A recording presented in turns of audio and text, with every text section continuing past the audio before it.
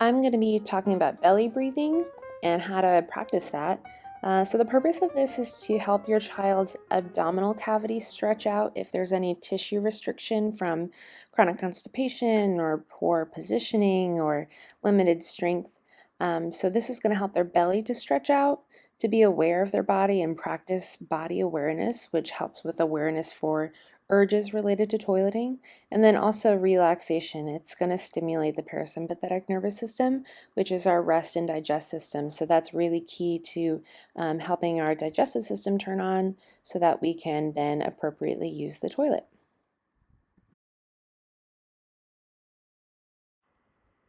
So to get started, choose the position that you're going to practice this in. So you can definitely always have your child practice this while they're on the toilet.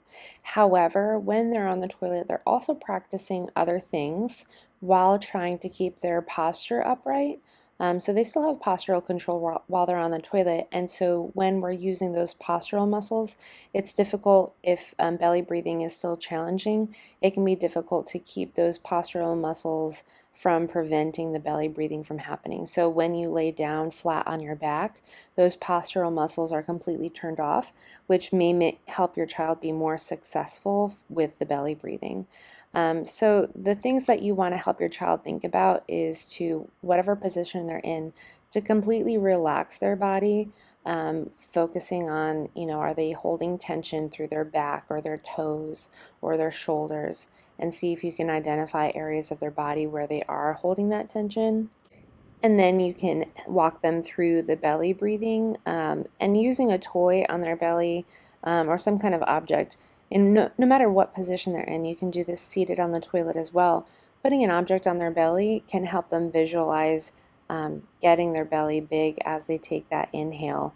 The important things to look for, though, and we'll talk about this in a little bit, is not compensating and maybe arching their back to create that belly big, when in reality we want the air that they're breathing in to create that expansion of their belly. The belly accommodates for that extra air that they're breathing down.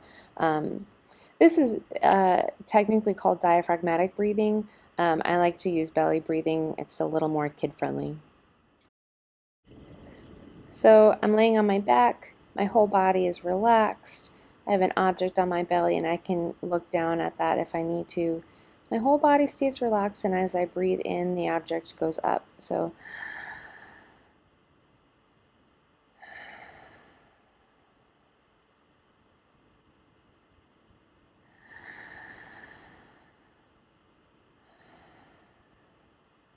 helping your child, the breathing to be a little bit audible can be helpful. That can increase the magnitude, and also focusing on not forcing the air in and not forcing the air out.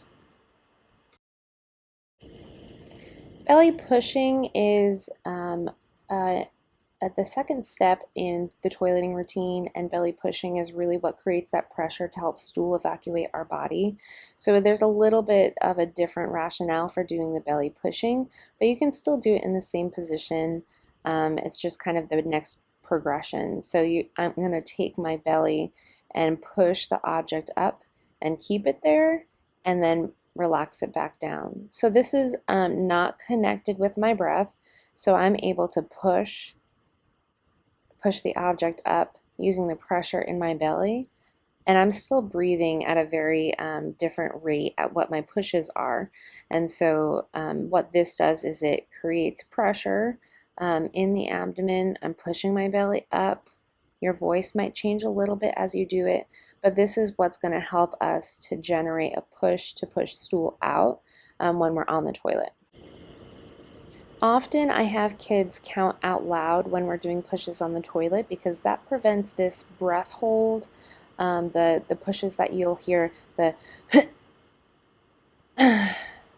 and so that blocks up the vocal folds, and that can really correlate with muscle tension throughout other parts of the body, specifically the pelvic floor, just based on how our spinal nerves work.